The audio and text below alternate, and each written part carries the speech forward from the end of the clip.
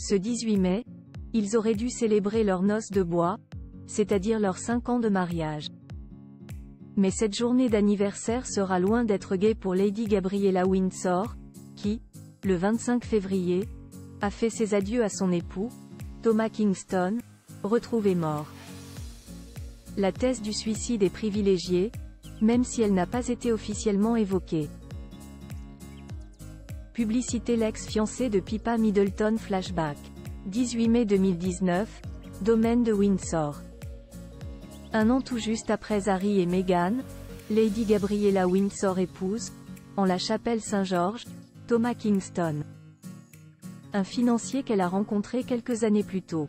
Celui-ci avait été auparavant le fiancé de Pippa Middleton, la sœur de Kate.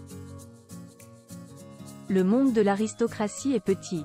Toute la bonne société s'est d'ailleurs donné rendez-vous pour ses noces. Même Elisabeth II et le prince Philippe sont présents pour l'événement. Si elle est très loin dans l'ordre de succession au trône britannique, actuellement à la 56e place, Gabriella est proche de la famille royale. Elle était le deuxième enfant, et la seule fille, du prince Michael de Kent, qui est le petit-fils de George V et donc le cousin d'Elisabeth II. En somme, Lady Gabriella est la cousine à la mode de Bretagne de Charles III. Chanteuse à ses heures perdues si elle est présente aux grandes célébrations royales, dont la parade annuelle de Trooping the Colour, elle a dû trouver un travail en dehors de la firme. D'abord journaliste, elle a écrit des chroniques pour le Sunday Telegraph, Vogue, etc. Avant de devenir directrice dans une agence de relations publiques, Lady Gabriella fait aussi de la musique à ses heures perdues. Elle a enregistré quelques titres, sous le nom de Ella. Un suicide, sans explication. Retour au 25 février 2024, date de la tragédie. Ce jour-là, Thomas Kingston déjeune comme si de rien n'était, chez ses parents, dans leur propriété de Kemble. En début d'après-midi, le père de Thomas, Martin, sort promener ses chiens. Quand il rentre, il s'aperçoit que son fils a disparu. Il commence à le chercher, force la porte d'une dépendance qui avait été verrouillée de l'intérieur, et y découvre Thomas, baignant dans une flaque de sang, une arme à feu à ses côtés.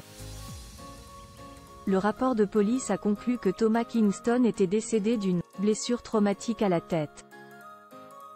Pour autant la mort n'est pas considérée comme suspecte. Pour quelle raison Thomas Kingston aurait mis fin à ses jours? Là encore, aucune explication n'a été donnée.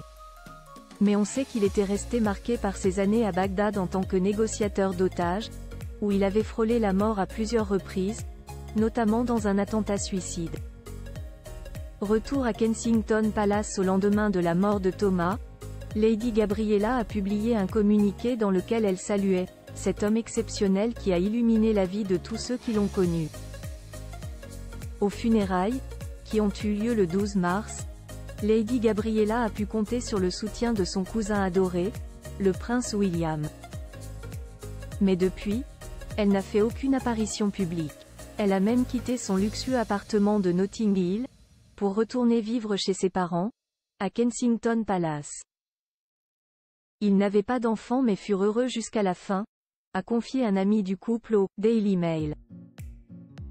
L'épreuve de cet anniversaire endeuillé ne sera pas facile à surmonter pour Lady Gabriella Windsor.